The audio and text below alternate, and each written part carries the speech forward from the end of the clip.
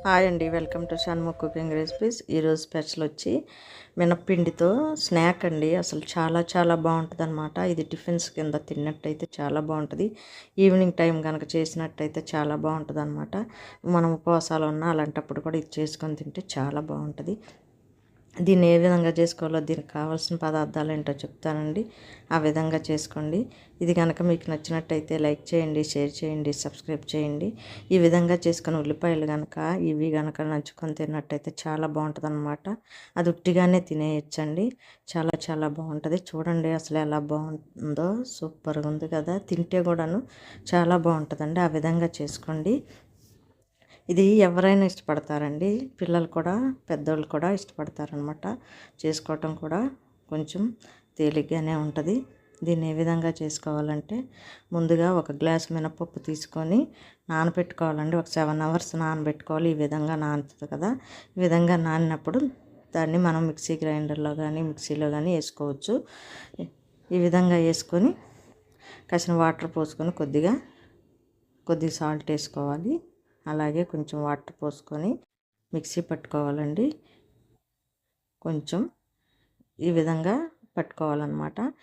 మెత్తగా కూడా పట్టుకోవచ్చు. ఇలా ఈ విధంగా ఉన్నా కూడాను సరిపోతుంది. ఈ విధంగా చేసుకొని బాగా కొద్దిగా వాటర్ పోసుకొని, కావాలంటే కొంచెం వాటర్ పోసుకొని ఇంకా పేస్ట్ లాగా చేసుకోవచ్చు అనమాట. ఇంకా మెత్తగా చేసుకోవచ్చు. కొంచెం పొలుగ్గా కావాలన్న వాళ్ళు కూడా ఉంచుకోవచ్చు అనమాట. ఇదిగోండి, ఈ విధంగా పేస్ట్ లాగా చేసుకోవాలి. చేసుకున్న తర్వాత ఈ విధంగా చేసుకొని పక్కన పెట్టేసుకోవాలండి. ఒక బౌల్లోకి తీసుకోవాలన్నమాట. బౌల్లోకి తీసుకొని మూత పెట్టుకొని పక్కన పెట్టేసుకోవాలి కొంచెం సేపు. అలాగే వేరే ఒక బాండీ తీసుకోవాలి. అందులో ఆయిల్ వేసుకోవాలండి. ఆయిల్ వేసుకున్న తర్వాత ఒక 1/2 కప్పు దాకా వేసుకోవాలన్నమాట. వేసుకున్న తర్వాత అది ఆయిల్ కాగిన తర్వాత అందులో ఆవాలు వేసుకోవాలి. ఇదిగోండి ఆవాలు వేసుకున్న తర్వాత ఆవాలు చిటపటలాడాలన్నమాట. అప్పుడు మినపప్పు జీలకర్ర కానీ వేసుకోవాలి. జీలకర్ర వేసుకోవాలి. వేసుకున్న తర్వాత మినపప్పు ఉన్నోళ్ళు అవి వేసుకోవచ్చు అనమాట. ఇంగువ కొద్దిగా వేసుకోవాలండి. ఇంగువ ఉంటే చాలా టేస్ట్గా ఉంటుంది అనమాట. ఈ విధంగా వేసుకున్న తర్వాత అన్ని వేగినాయి కదా. వేగిన తర్వాత మినపప్పు అట్లాంటివి ఉంటే వేసుకోవచ్చు, లేకపోతే అవసరం లేదు. అలాగే కరివేపాకు కూడా వేసుకోవాలి. కరివేపాకు ఇదైనాక ఇప్పుడు మనం బంగాళదుంపలు తీసుకోవాలండి. 2 బంగాళదుంపలు తీసుకొని సన్నగా ముక్కలు కట్ చేసుకోవాలి. బాగా కడుక్కొని ముక్కలు కట్ చేసుకొని అది తాలింపులో వేసుకోవాలన్నమాట. ఈ విధంగా వేసుకొని అంతా వేసుకున్న తర్వాత మనం కాసేపు వేగాలన్నమాట. మగ్గుతాయి కదా ఉల్లిపాయలు, అలాగ వేసినట్టు ఎలా మగ్గుతాయో అలాగా మనం కాసేపు కలుపుకోవాలి. ఈ విధంగా కలుపుకుంటూ ఉండాలండి. కలుపుకుంటున్న తర్వాత కాసేపు చేసుకున్న తర్వాత మనకి ఈ ఆలు ముక్కలు ఉడికిపోవాలన్నమాట. అందులో చిన్నులపాయ ముక్కలు కట్ చేసి వేసుకోవాలండి. అలాగే అల్లం ముక్కలు కూడా సన్నగా కట్ చేసి వేసుకోవాలన్నమాట. వేసుకొని కాసేపు మనం గరిటెతో తిప్పుకుంటూ ఉండాలి. ఈ విధంగా తిప్పుకొని కాసేపు బాగాను మగ్గాలన్నమాట. అడుగంటకుండా చూసుకోవాలండి. ఈ విధంగా ఉన్నాక మనకి బంగాళదుంపలు కాసేపు అయినాక వేగి అందులో పచ్చిమిర్చి 2 పచ్చిమిర్చి సన్నగా కట్ చేసుకొని వేసుకోవాలండి. వేసుకున్న తర్వాత మళ్ళీ ఒకసారి కలుపుకుంటూ ఉండాలి. ఈ విధంగా కలుపుకోవటం వల్ల మనకి మాడకుండా ఉంటాయి అన్నమాట. దగ్గరగా వేపుకుంటూ ఉండాలన్నమాట. ఈ విధంగా వేపుకుంటున్నప్పుడు ఇందులో ఉల్లిపాయలు పేస్ట్ చేసుకొని ఉల్లిపాయలు వేసుకోవాలన్నమాట.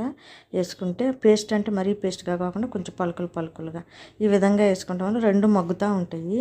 ఉల్లిపాయ ముక్కలును ఈ ఆలు ముక్కలు అన్నమాట ఎగుతూ ఉంటాయి.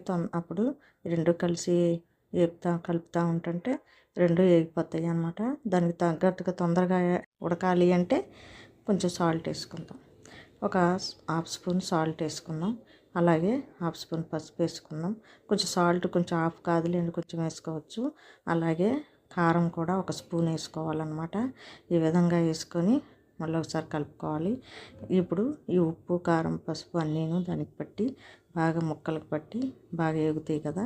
ఈ విధంగా ఉడికేటట్టుగా మనం కలుపుకుంటూ ఉండాలన్నమాట. ఈ విధంగా కలుపుకుంటూ ఉంటే కాసేపు మూత పెట్టేసుకోవాలండి. మూత పెట్టేసుకొని ఒక 10 మినిట్స్ అయినాక మూత తీసుకోవాలన్నమాట. మూత తీసేస్తే మనకి మగ్గిపోతాయి. చూసారా, ఆలు మొత్తం ఉడికిపోయింది. అలాగే ఉల్లిపాయ కూడా వేగిపోయింది. ఇప్పుడు మళ్ళీ ఒకసారి కలుపుకొని ఈ విధంగా కలుపుకోవటం వలన ఇందులో సాంబార్ పొడి అండి, ఒక స్పూను సాంబార్ పొడి వేసుకోవాలి. ఈ సాంబార్ పొడి వేసుకోవటం వల్ల చాలా చాలా బాగుంటుంది అనమాట. దీనికి ఈ సాంబార్ పొడి కంపల్సరీగా వేసుకోవాలి. గరం మసాలాలు కాకుండా సాంబార్ పొడి మాత్రమే వేసుకోవాలి. చాలా బాగుంటుందండి. ఈ విధంగా అందులో వేసి బాగా కలుపుకోవాలి. అది కూడాను ఈ ముక్కలకి పట్టిద్ది అనమాట. ఈ విధంగా కలుపుకోవటం వలన ఇందులో మనం ఏం చేయాలంటే కాసిన వాటర్ పోసుకోవాలి. కొంచెం 2 గ్లాసుల దాకా వాటర్ పోసుకోవాలండి.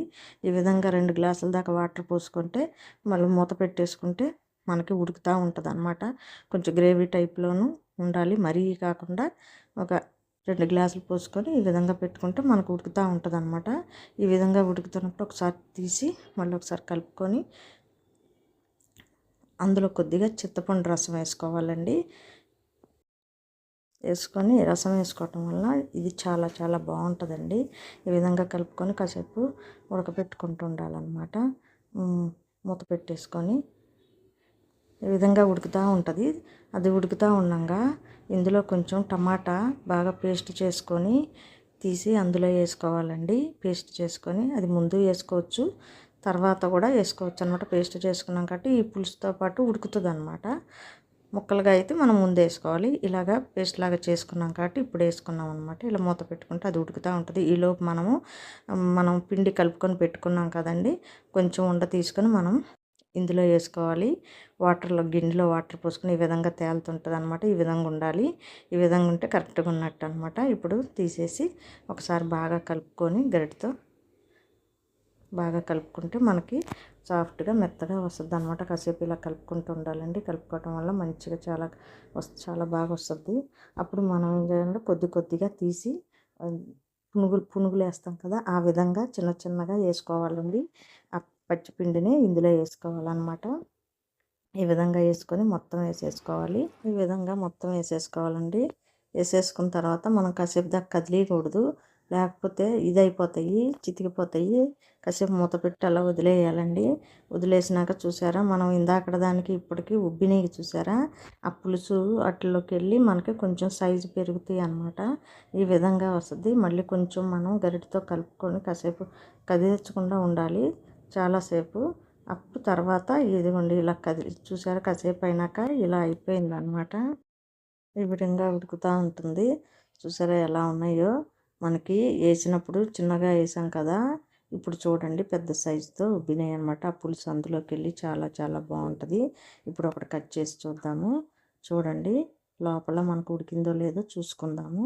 ఈ విధంగా ఉంది కదా. ఇప్పుడు ఒక స్పూన్ తీసుకొని మనము కట్ చేసి చూసారా ఎంత మెత్తగా ఎంత బాగుందో. మనకి మొత్తం కరెక్ట్గా కుక్ అయిపోయిందనమాట. లోపల పచ్చిదనమే లేదు. ఈ విధంగా అంతసేపు ఉంచాలండి. చాలు ఇంక వేసేసి అందులో కాసేపు ఉంచిన తర్వాత దాంట్లో కొత్తిమీర వేసి తీసేయటమే. అంతేనండి. చాలా చాలా బాగుంటుంది ఇది. ఇట్లాగే తినేయాలన్నమాట. దీన్ని వేరే బౌల్లోకి తీసుకుందాం. ఇలా తీసుకున్న తర్వాత మొత్తం చూడండి అసలు ఎంత బాగుందో కదా. దీనికి మీద కొత్తిమీర వేసుకుందాం. దీంట్లోకి క్యారెట్లు కానీ అవి కానీ నంచుకోవచ్చు అనమాట.